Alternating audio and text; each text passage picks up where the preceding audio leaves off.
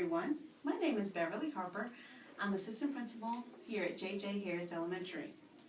Today I'm going to read And to Think That I Saw It on Mulberry Street by Dr. Seuss. I chose this book because this was Dr. Seuss's very first book.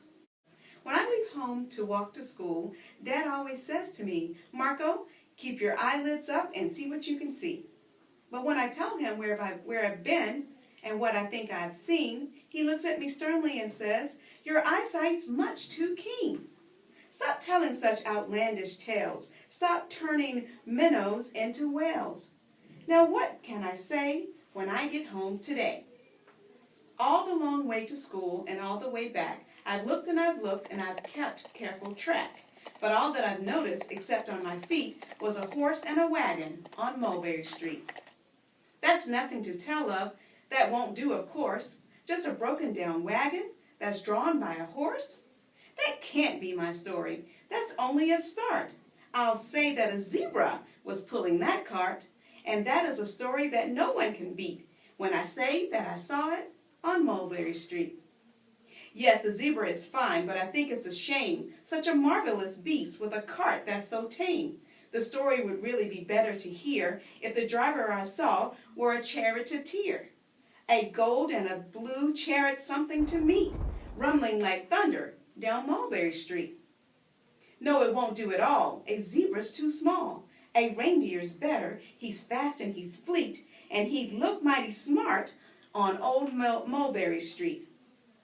Hold on a minute. There's something wrong. A reindeer hates the way it feels to pull a thing that runs on wheels.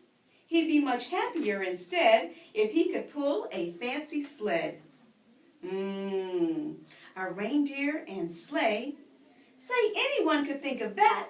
Jack or Fred or Joe or Nat. Say, even Jane could think of that.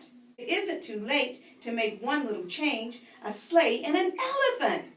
There's something strange. I'll pick one with plenty of power and size. A blue one with plenty of fun in his eyes. And then, just to give him a little more tone, have a Raja with rubies perched high on a throne. Say, that makes a story that no one can beat when I say that I saw it on Mulberry Street. But now I don't know. It still doesn't seem right. An elephant pulling a thing that's so light would whip it around in the air like a kite.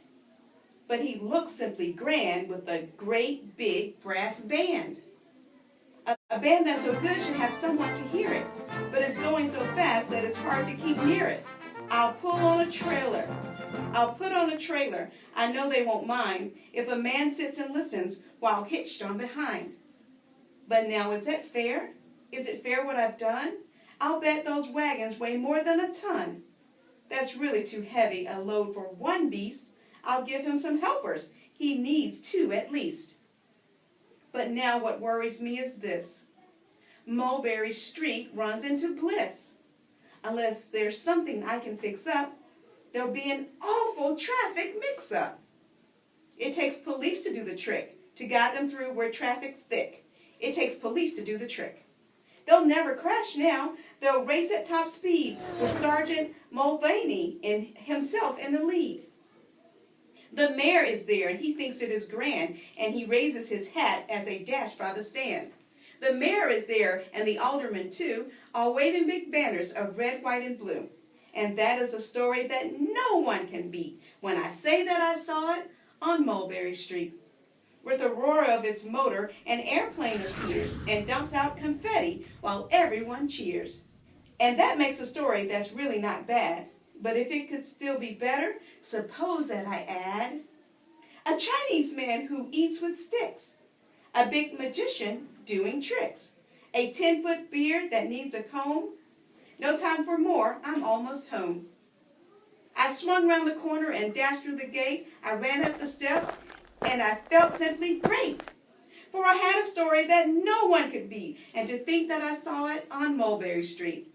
Dad said quite calmly, "Just draw up your stool and tell me the sights on the way home from school." There was so much to tell, I just couldn't begin. Dad looked at me sharply and pulled at his chin. He frowned at me sternly from there in his seat. Was there nothing to look at? No people to greet? Did nothing excite you or make your heart beat? Nothing, I said, growing red as a beet, but a plain horse and wagon on Mulberry Street.